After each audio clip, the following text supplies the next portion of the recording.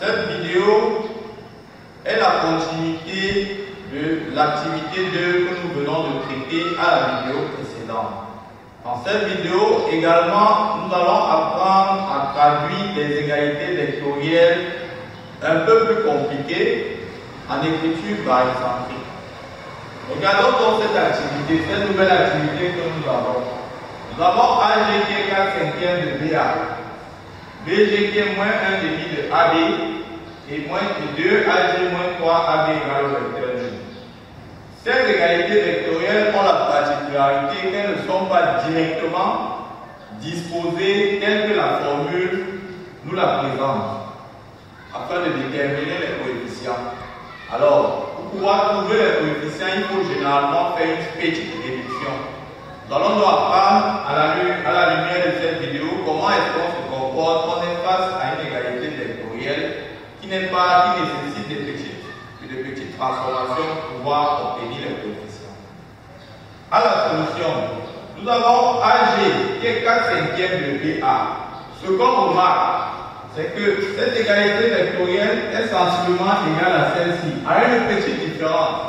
C'est qu'ici, dans la formule, lorsqu'on commence par A, on doit commencer par A ici. Alors qu'ici, on a commencé par A, mais ici on commence par B.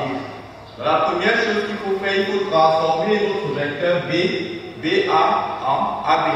Et pour le faire, nous savons que depuis la classe de seconde, le vecteur BA c'est moins le vecteur AB. On aura donc AG égale à moins 4 cinquièmes de AB. Maintenant, comment est-ce qu'on fait? Qu'est-ce qu'on fait de ce moins? Soit il monte au numérateur, soit il descend au dénominateur. Pour plus de facilité, il serait mieux de faire monter ça au numérateur. On aura donc moins 4 sur 5 AB. Une fois qu'on l'a fait, on peut donc identifier les coefficients de petit a et petit b qui sont les coefficients de AB.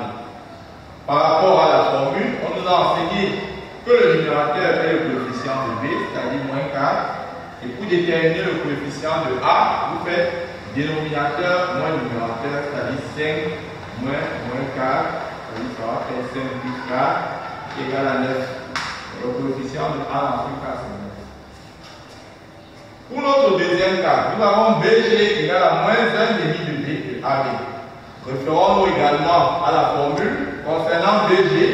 On dit ici que BG c'est A sur A plus B, BA.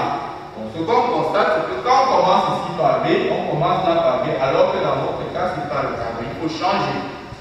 Nous, comme le cas précédent, BG qui est moins 1 demi de AB deviendra donc BG égale à 1 demi de BA.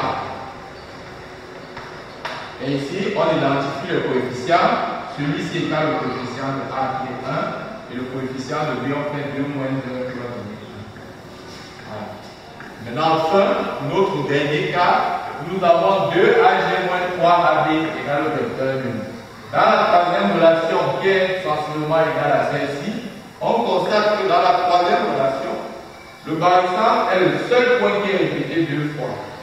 Alors ici, nous avons 2 AG moins 3 AB égale au vecteur 1. Si une des démarches pour pouvoir obtenir les coefficients, c'est de ramener ça sous la forme si on a donc 2 AG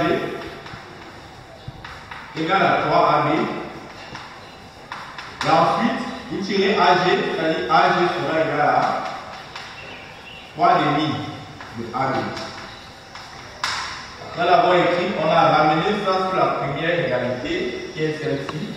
Et on identifie rapidement les coefficients de B, que le numérateur, c'est-à-dire 3, et le A qui est 2 moins 3, c'est-à-dire 2 moins 3 qui va donner moins 1, on met moins 1. Une autre démarche serait simplement de faire ressortir le point G ici en utilisant l'égalité de chaque classe.